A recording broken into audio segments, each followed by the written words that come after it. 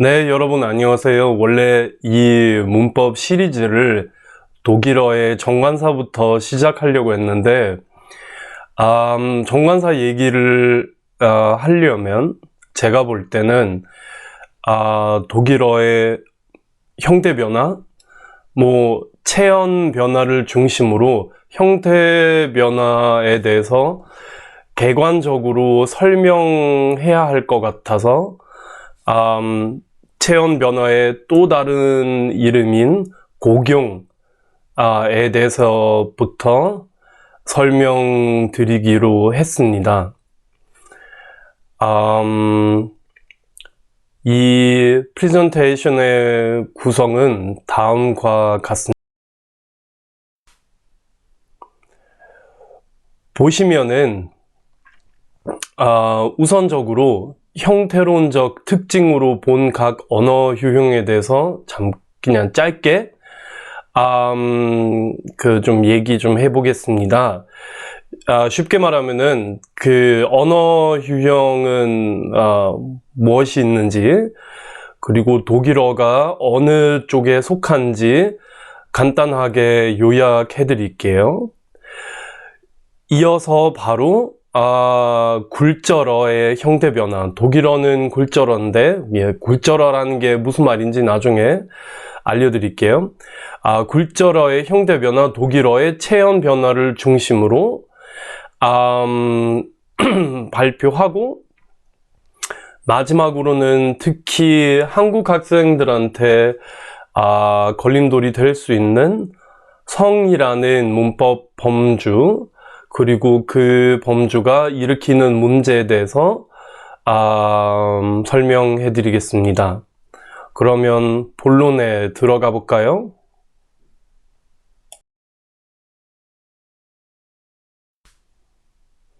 네, 우선적으로 교차어입니다. 이 유형은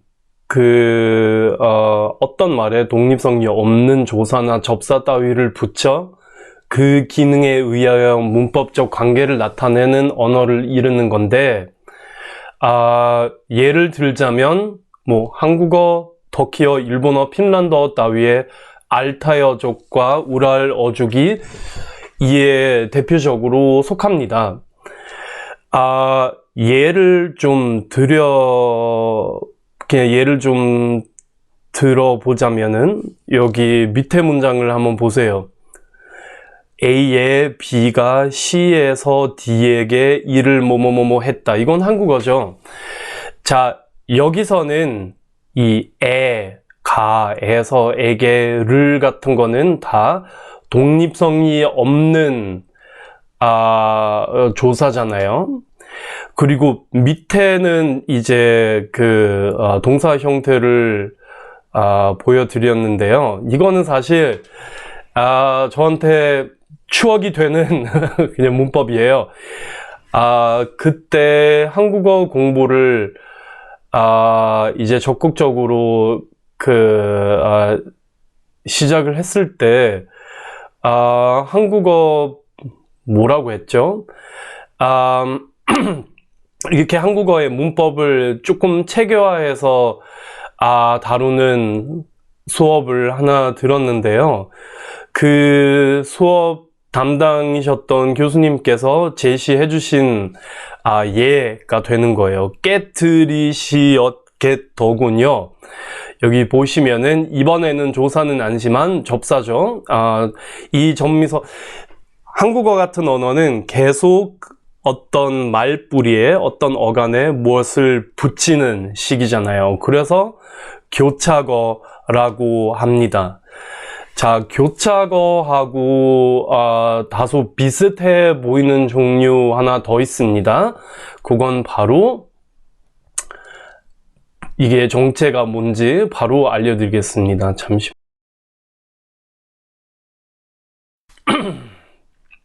네, 포합어입니다. 다른 말로 하면은 집합어, 취합어, 무슨 말인지 대충 짐작이 가시죠? 자, 여기서는 동사를 중심으로 그 앞뒤에 인칭을 나타내는 접사나 목적을 나타내는 말이 결합되어 한 단어가 한 문장과 같은 형태를 가지는 그런 타입의 언어죠. 아메리카 토인의, 그러면 북미, 남미, 그냥 그 토인의 말이나 동양아시아에서는 아이누어, 그리고 그 미국, 뭐 알래스카, 캐나다, 러시아, 그린랜드 쪽에 위치한 여기 에스키모어라고 되어 있네요. 예, 더 이상 그 말을 잘 안 쓰는 것 같아요. 이누잇, 여러 언어들이 해당되죠. 얘를 보시면은 왜 포아버라고 하는지 바로 아실 거예요. 가피투로망기퉁아. 자, 보시면은 커피를 먹고 싶지 않아요로 번역이 되는 건데, 지금 한국어라면 단어 4개가 있는 거예요. 근데 이 언어라면은 이 여러 의미가 한 단어로 융합하는 거예요. 심지어 뭐 약간 먹고 싶지 않아요가 한 단어가 된다는 생각은 그렇게 뭐 그렇게 낯설지가 않을 수도 있어요. 근데 커피를, 즉 목적어까지 그 단어에 포함시킨 거는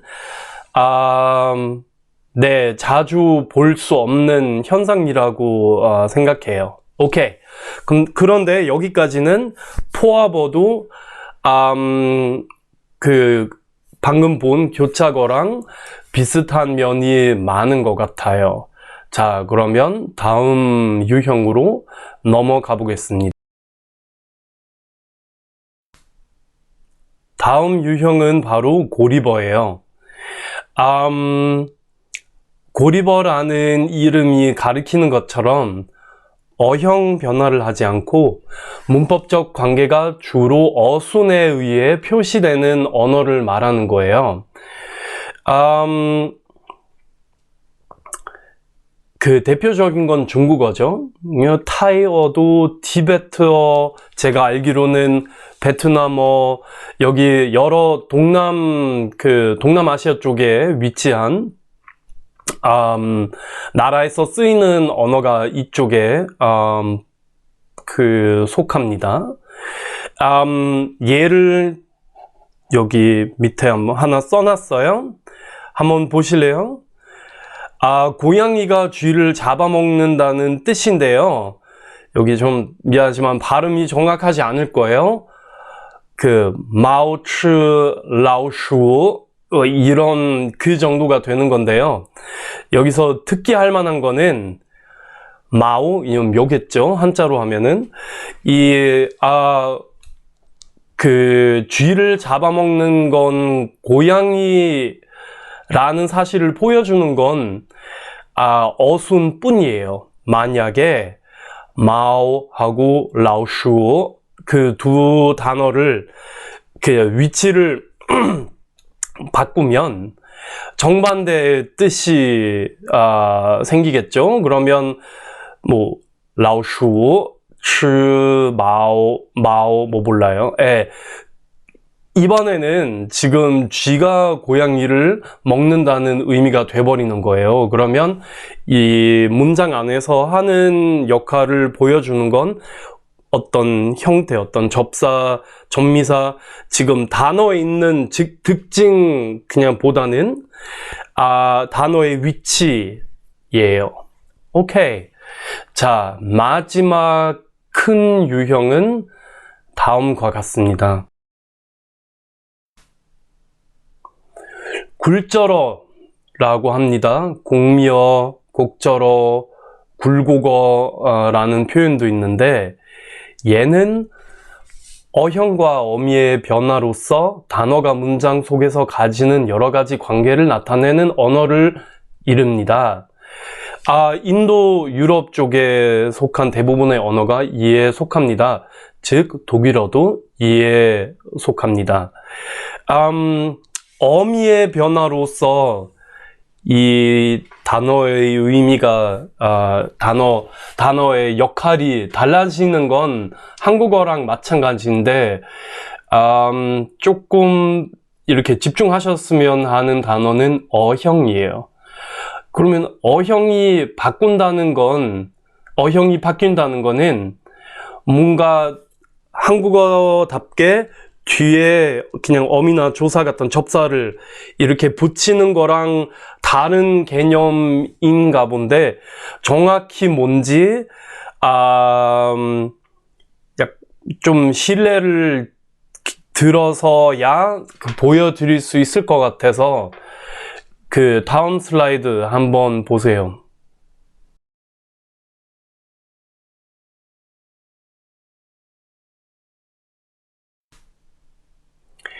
오케이, 이건 라틴어예요. 라틴어 왕인데, 라틴어는 독일어랑 똑같이 단수, 복수 다 있는데, 격은, 즉, 이거 주어인지 뭔지 보여주는 건 주격, 이가하고 비슷한 거, 속격, 역격, 에게, 깨한테, 대격, 을을, 그리고 탈격이 있어요. 탈격은 쓰임이 많은데, 어떨 때는 도구격 역할을 하는 거예요. 로서로, 어떨 때는 어떤 출발점을 나타내기도 해요. 뭐 어디에서 왔을 때 그 에서 부분. 자, 한번 보세요. 형태는 이렇게 돼 있어요. 렉스, 레기스, 레기, 레겜, 레게, 레게스, 레굼, 레기보스, 레게스, 레기보스. 오케이. 한편으로는 한국어랑 비슷하기도 하고, 한편으로는 차이도 보입니다. 일단 공통점. 어떤 말뿌리, 어떤 어간이 보이는데, 그 어간 여기 뒤쪽에 뭔가 붙는 것도 보이죠? 지금 어간은,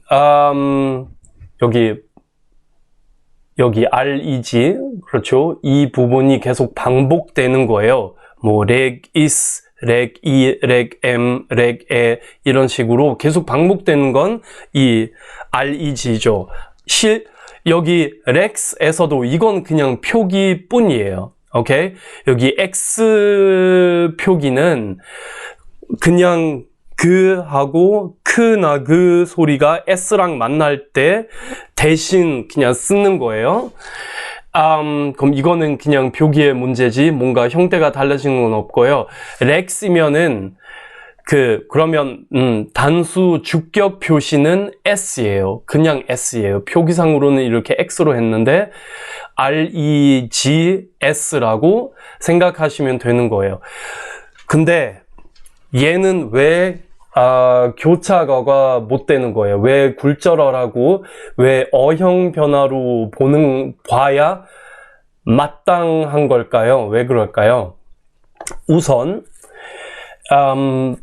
형태가 조금 한국어보다 덜 투명한 거예요. 무슨 말이냐면은 이거 한번 보세요.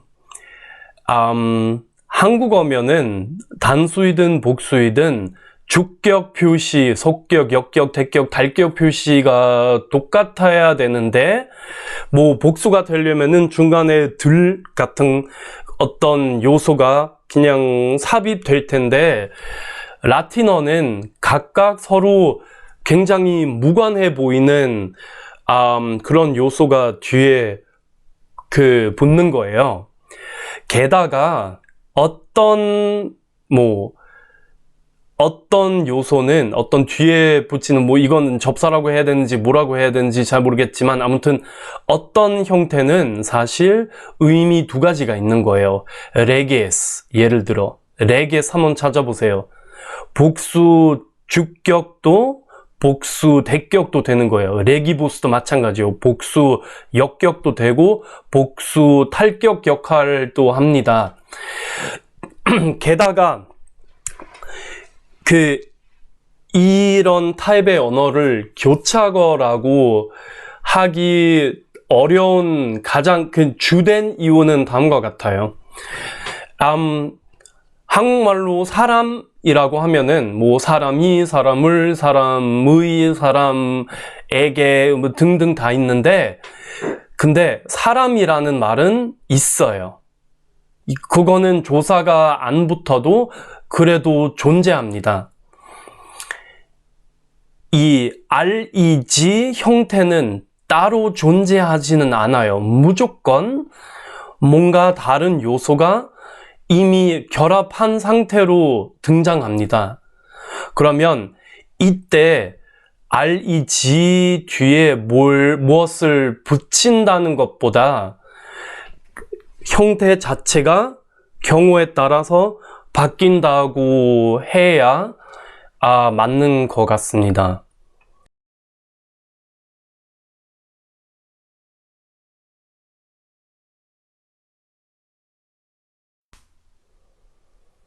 오케이.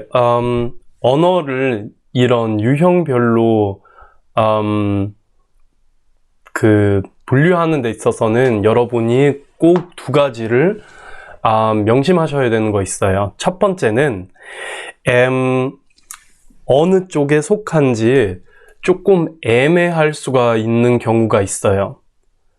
그냥 다른 말로 하면은 어떤 언어는 모르겠어요. 그 체온 변화에 있어서는 분명히 한쪽인데 용언 변화에 있어서는 다른 그냥 유형에 속하다는 인상을 줄 수가 있는 거예요. 두 번째로는 이 유형이 시간의 흐름에 따라서 바뀔 수가 있어요. 예를 들어 영어는 독일어하고 그냥 그 기원이 같은, 그냥 뿌리가 같은 언어인데, 즉 독일어처럼 원래 굴절어였는데 현재로서는 영어는 90%가 지금 10%는 여전히 굴절어 같은데 90%는 이미 고리버예요. 오케이. 그래서 고대 영어는 분명히 굴절어였어요. 한 1000년 전에는 영어가 분명히 굴절어였는데 이제 그런 어형 변화가 거의 다 사라지고 말았으니까 더 이상 참된 굴절어라고 하기가 이제 어려워진 상황입니다. 한번 보여드릴게요. 여기 몇 가지 재미있는 예를 그냥 찾아봤는데요. 같이 좀 볼까요? 여기 1번을 한번 보세요. 이건 한국어인데 보시다시피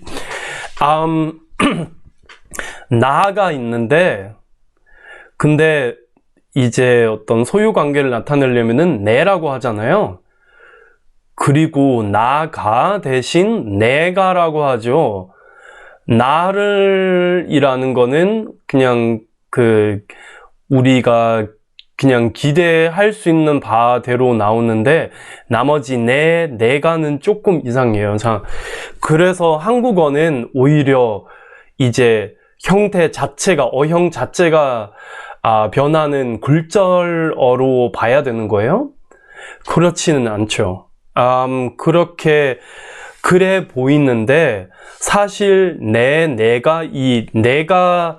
내라는 말이 탄생한 계기는 변화예요. 언어의 구조가 이제 근본적으로, 본질적으로 바뀐 것보다 여기 이중모음 I가 18세기 때쯤에 애로 단순 모음화로 됐으니까 불투명해진 거예요. 그것뿐이에요. 원래 아시다시피 중세 때는 나 플러스 아래아 이였을 텐데, 그리고 아하고 아래아가 만날 때는 원래 아래아가 탈락하는 거예요. 그러면 나이라고 발음했을 텐데 이제 18세기 때쯤에 와서 이 나이라는 건 여전히 무슨 말인지 어떻게 구성되어 있는지 투명했던 나이라는 말이 이제 내로 바뀌었어요. 그러면 언뜻 보기에는 뭔가 굴절어다운 현상인 것 같은데 결국 그냥 변화로 인한 그냥 표면적인 거라고 보시는 게 맞아요. 오케이. 자, 다음 2번은 영어예요. 보시면은 여기 이건 동사 변화죠. sing, 원형은 sing, 과거형은 sang, 과거형은 sung. 이거는 진짜 굴절어 같죠. 뒤에 뭐 붙이는 것보다 어형 자체에 어떤 변화가 생기는 거예요. 오케이. 근데 아래쪽은 여기 규칙 동사의 변화는 이거랑 다르죠. 이거는 오히려 한국어 같아요. love이라는 그 어간이 있는데 이제 과거의 의미를 나타내는 ed를 뒤에 덧붙이는 식이에요. 근데 그렇다고 교착어가 되는 건 아닌 것 같아요. 굴절어 에 대해서 말씀드렸을 때 지금 기억에 남아 있는지 잘 모르겠지만 어형뿐만 아니라 어미도 중요한 역할을 하는 걸로 나왔어요. 그래서 이것만 있다고 갑자기 영어가 교착어가 되는 건 아니에요. 자, 위에서 지금 언어의 유형이 이제 바뀔 수 있다고 말씀드린 적이 있죠. 영어는 특별히 좋은 예가 될 수가 있어요. 중국어 뭐였죠? 마오츠, 라오슈 그거 있었잖아요. 고양이가 쥐를 잡아먹는다는 그 얘기.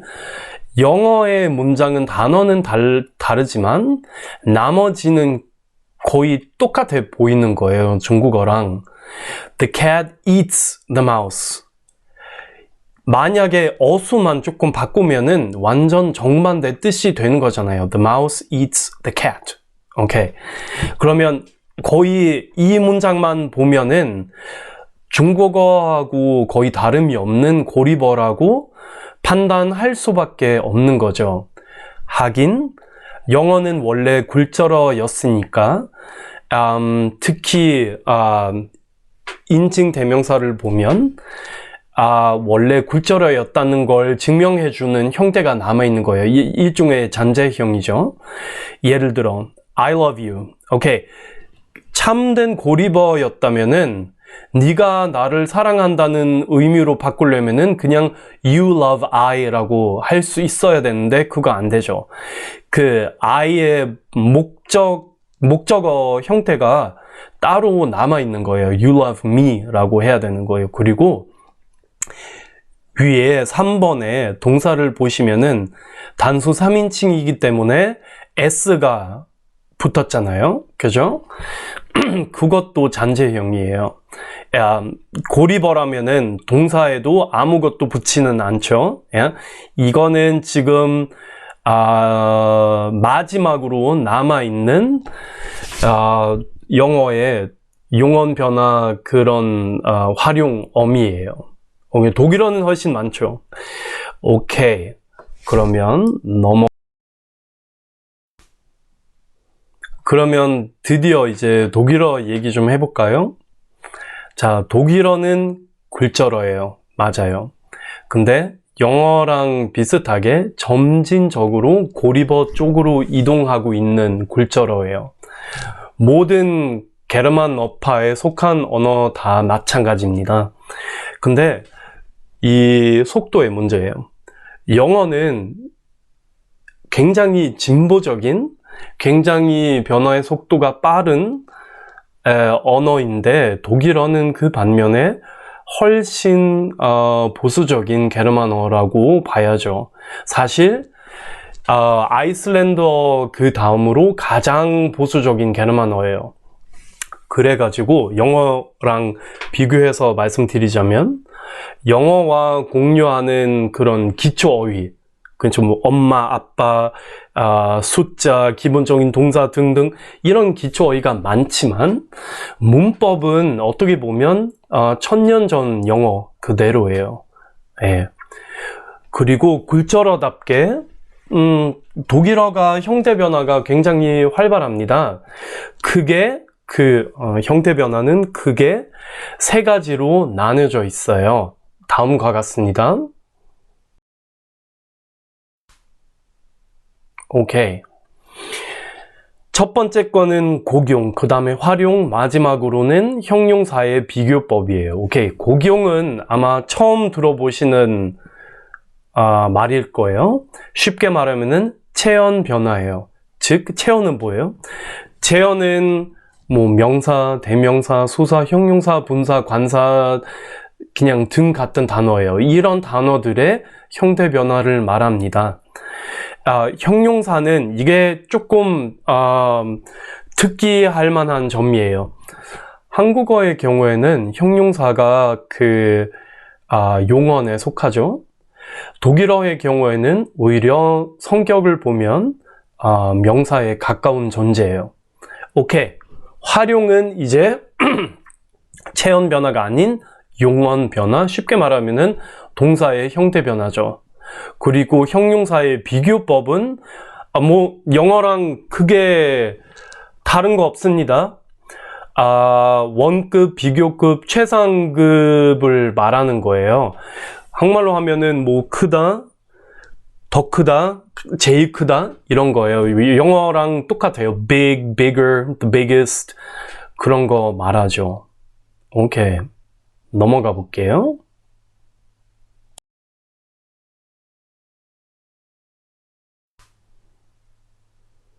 오케이. 이 세 가지 어형 변화 중에서 오늘 곡용에 집중하고 싶습니다.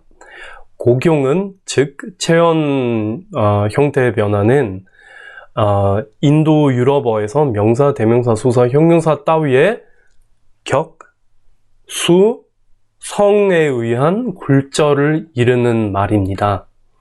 굴절은 기억하시죠? 형태 변화의 또 다른 표현이에요. 오케이. 격, 수, 성에 뭐가 있는지 같이 한번 보도록 하겠습니다. 자, 격은 현대 독일어에 남아있는 건 네 가지가 있는 거예요. 첫 번째는 주격이에요. 두 번째는 대격, 역격, 속격. 조사로 대체해서 설명해 드리자면은 주격은 이가, 대격은 을을, 역격은 에게, 속격은 의예요. 자, 중세 전기까지 이런 도구격도 있었어요. 지금 고대 독일어 문헌을 보면 잔재형이 남아있는 거예요. 이미 죽어가는 모습이었어요. 자, 도구격은 당연히 어떤 도구나 수단을 나타내는 로서하고 비슷한 의미의 격을 말하는 거죠. 근데 이제 완전 사라져 버린 겁니다. 수에는 단수하고 복수가 있는데 옛날에는 얘도 전기 중세 시대까지 있었던 건데 쌍수. 오케이. 쌍수는 그냥 이런 거예요. 우리 둘, 너희 둘, 저 사람 두 명. 항상 그래서 쌍이라고 하죠. 네. 두 가지의 개체를 말하는 거예요. 그리고 세 명부터는 그러면 복수를 써야 되는 거예요. 오케이. 성은 남성, 중성, 여성 있어요. 특히 이 성이라는 건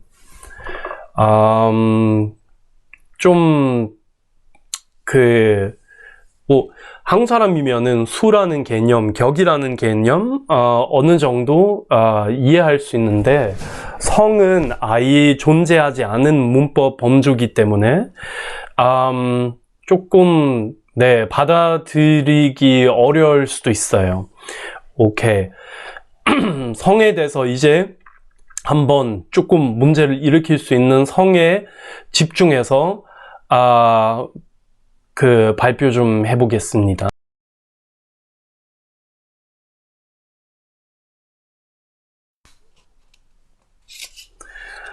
오케이. 그러면 독일어 성이 뭐가 문제예요? 우선적으로는 독일어 성은 문법적 성이지 자연적 뭔가 생물학적 성은 아니에요. 무슨 말이냐면은 여기 첫 번째 줄에 이 단어들을 한번 보세요. Vater, 아버지, Mutter, 어머니, Kind, 아이, 그리고 Mädchen은 소녀예요. 오케이. Vater는 남성. 오케이. 문제가 없죠? Mutter는 여성이고, 그리고 Kind는 중성으로 나와 있어요. 여기까지는 좀 괜찮은 것 같아요. 뭐, 아이는 어떻게 보면 성별이 중요해지기 전 그런 시절을 그런 단계 그런 뭐랄까 성장 단계 인간을 말하는 거니까 중성으로 해도 괜찮아요. 근데 소녀도 중성이에요. 이게 바로 문제입니다. 지금 이유가 있어요. 독일 사람이 지금 소녀를 뭔가 중립적인 존재라고 생각하기 때문에 중성을 붙이는 게 아니라, 근데 여기 현 때문인 거예요. 이 현 부분은 일종의 파생전미사예요. 이 파생전미사가 붙은 모든 단어는 바로바로 중성이 되는 거예요. 그래서 그만큼 뭔가 자연적인 성이랑 거리가 멀 수가 있어요. 오케이. 자, 두 번째 줄을 한번 보시겠어요? 심지어 논리적으로 어떤 성이 없어야 되는 존재도 이런 성을 붙이는 거예요. Tisch, 이건 탁이에요. 탁. Uhr, 시계예요. Haus, 집, 건물이에요. Tisch는 남성, 시계는 여성, 그리고 집은 중성이 되는 거예요. 오케이? 그만큼 자연적 성이랑 무관합니다. 마지막 문제는 이겁니다. 성은 처음부터 명사랑 같이 외우셔야 됩니다. 왜 그럴까요? 간단해요.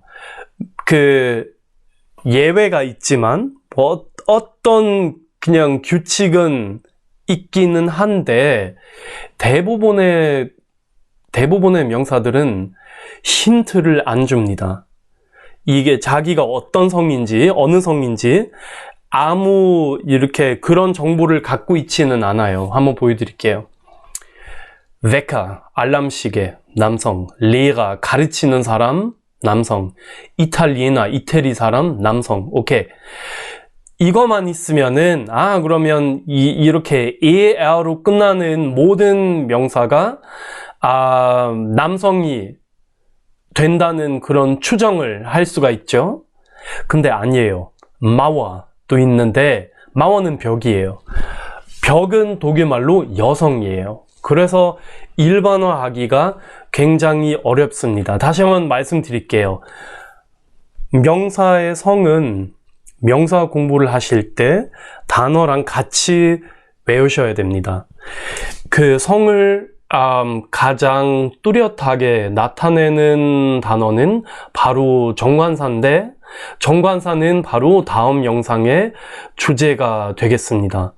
그러면 여기까지 말씀드렸던 내용을 한번 요약. 자, 위에서 보여드린 것처럼 독일어는 어형과 어미의 변화로서 단어가 문장 속에서 가지는 여러 가지 관계를 나타낸 언어로서 굴절어로 분류해야 마땅합니다. 덴마르크어, 네덜란드어, 영어 등 기타 게르만어와의 마찬가지로 독일어도 어형 변화를 하지 않는 문법적 관계가 주로 어순에 의해 표시되는 언어, 즉 고립어로 변해가고 있는데, 변화 속도가 느려서 굴절어다운 형태 변화는 여전히 활발합니다. 자, 두 번째로는 독일어의 형태 변화는 고경, 즉 체언 변화, 활용, 즉 용언 변화과 형용사의 비교법, 즉 원급, 비교급, 최상급에 따른 변화로 분류됩니다. 체언은 격, 수, 여기 단수, 복수, 성, 즉 남성, 중성, 여성에 따라 형태가 바뀐다. 격은 주격, 대격, 역격, 속격이 있는데 이들 격은 각각 한국어 조사 이가, 을을, 에게, 의와 비슷한 의미를 가집니다.